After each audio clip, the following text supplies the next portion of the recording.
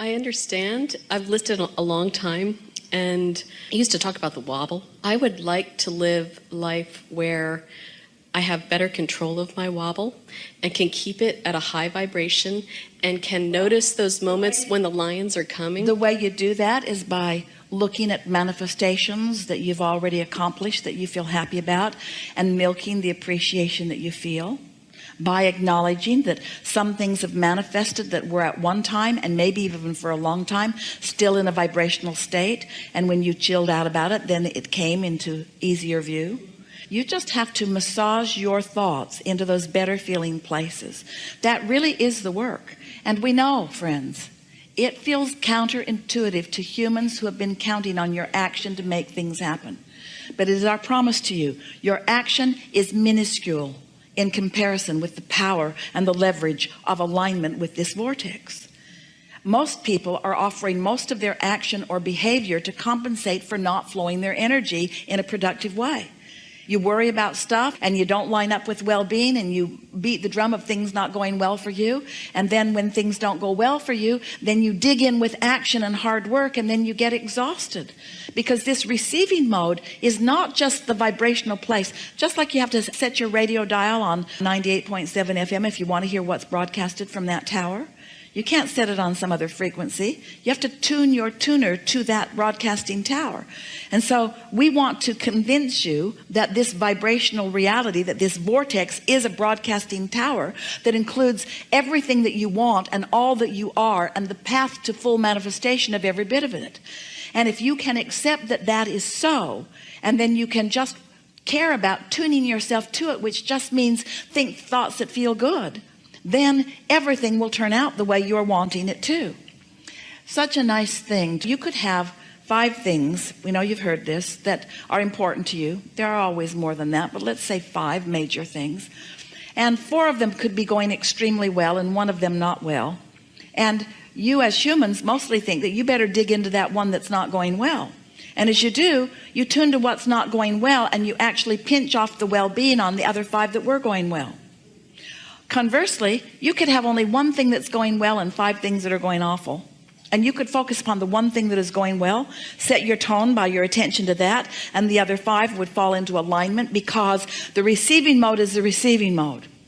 But when you believe that you have to work hard to compensate for inferiority or for past wrong deeds, or when you feel that you have to work hard in order to justify your existence, all of those things are so contrary to what your inner being knows about your readiness and your worthiness, that you get crosswise of the energy, and then you do offer more effort, and then you get tired. Where if you're feeling good about yourself and others, if you're looking for positive aspects, if you're counting your blessings, so to speak, looking for reasons to feel good, not having knee-jerk reactions to so many things, then you're in the receiving mode. But the receiving mode is also the replenishing mode.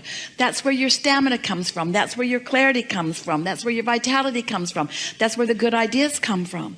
But most humans, we love you so much, you know what's coming next. You are reacting to things. So you're looking around, wanting to be objective, and that's a good thing, because you got to sift in order to launch those rockets. But as you're looking around, so often, instead of identifying what you want and running with it, you are having a reaction to what you don't want. And when you are reacting to what you don't want, then you're putting more emphasis on that. So you're actually often vibrating more in contrast to what you want than you are in harmony with what you want. Every subject's 2 subjects: what is wanted and the absence of it. So sometimes you're thinking that you're thinking about money when you're really thinking about not having enough of it. Sometimes you're thinking about having or getting or improving a relationship, when often you're thinking about the absence of a relationship, or something about the relationship that you've got that you don't want.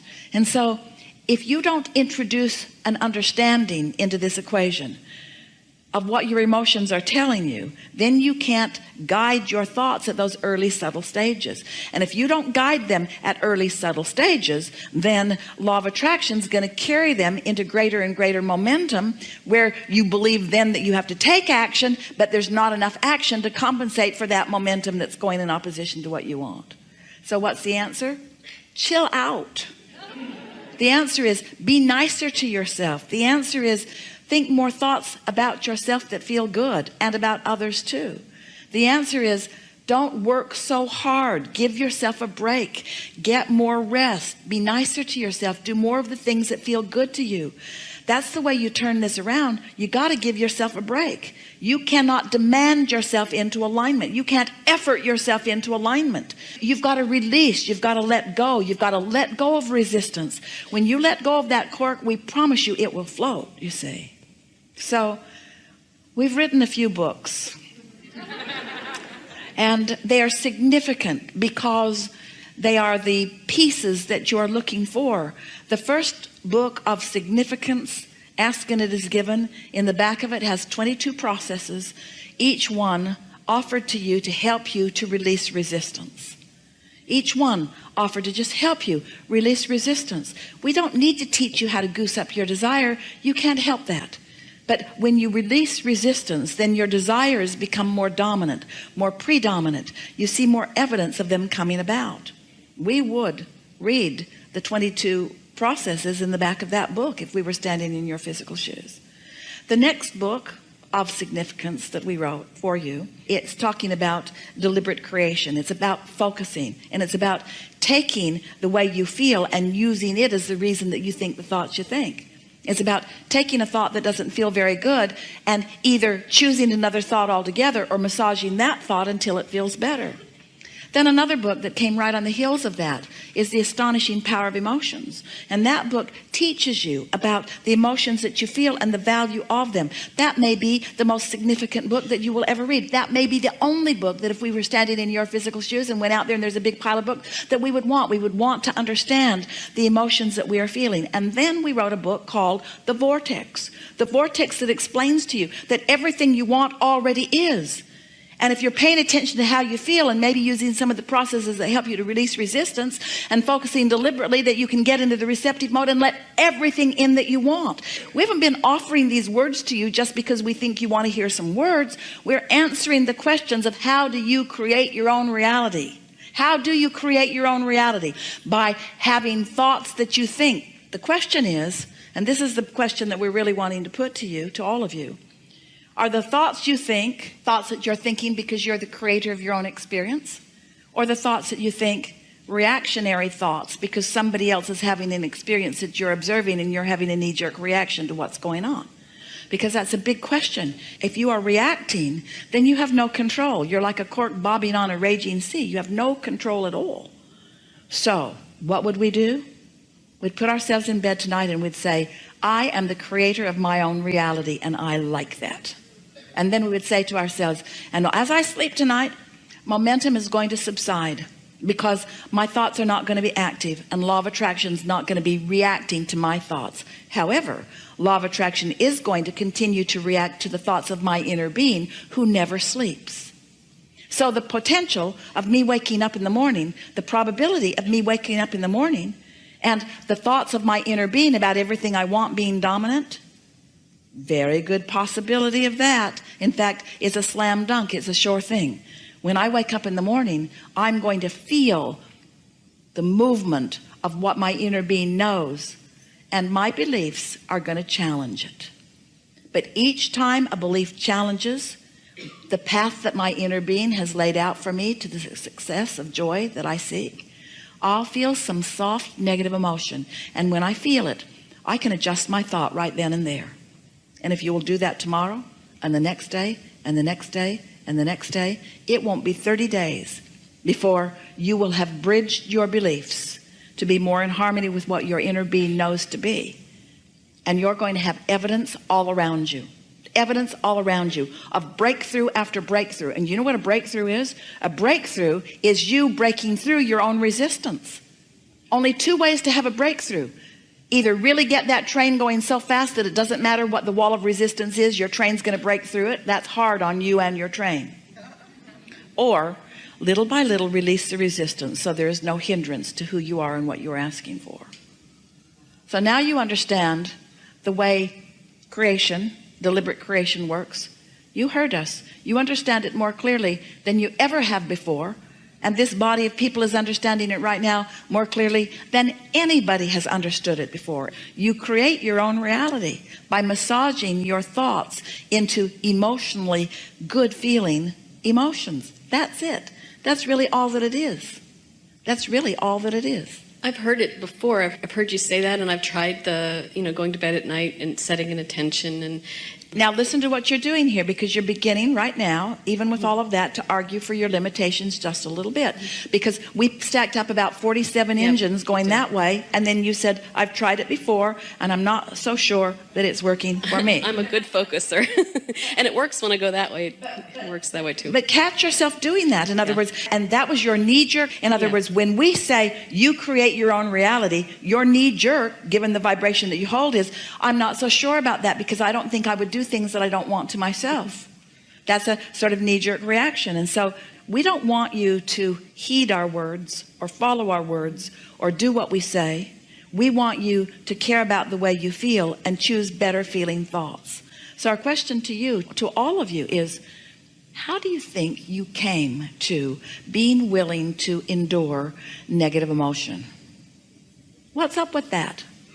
Why would you choose a thought that doesn't feel good when you could choose a thought that does feel good?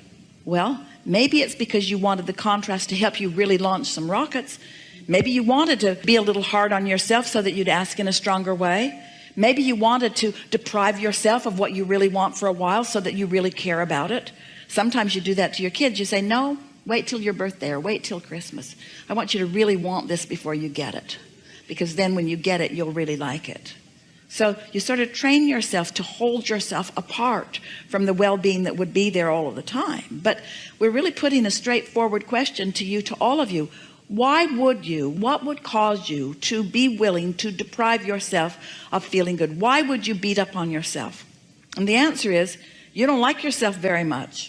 And the reason that you don't like yourself very much is because you've been looking to disconnected people to like you, and they don't like you very much. But it's not personal. They don't not like you because you're not likable. They don't like you because they're not in a likable mood.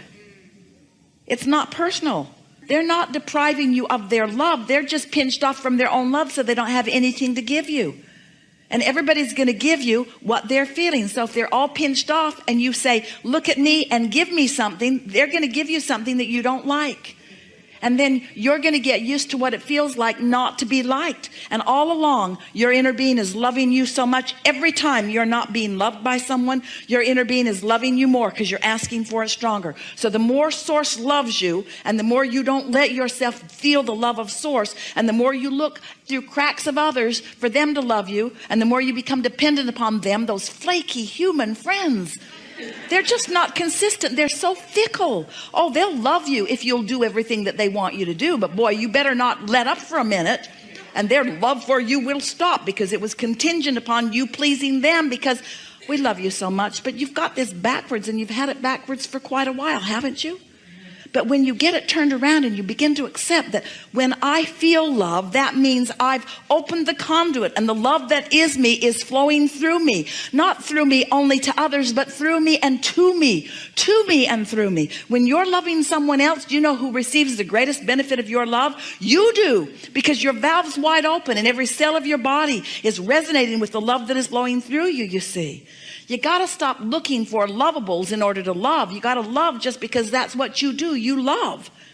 And then when you get in that vibration of love, oh, lovable shows just show themselves. You got to talk yourself into feeling good about you. You got to talk yourself into feeling good about the situation. And it's really worth it. It's a big payoff, because when you keep your valve open no matter what, then good just keeps flowing to you. But if you pinch your valve off for some petty little reason that really isn't important, because you've got some beliefs that you've been dragging around that haven't served you that well anyway, then life can be a sort of hard road. Yes? This seems like an exceptionally good time for a segment of refreshment.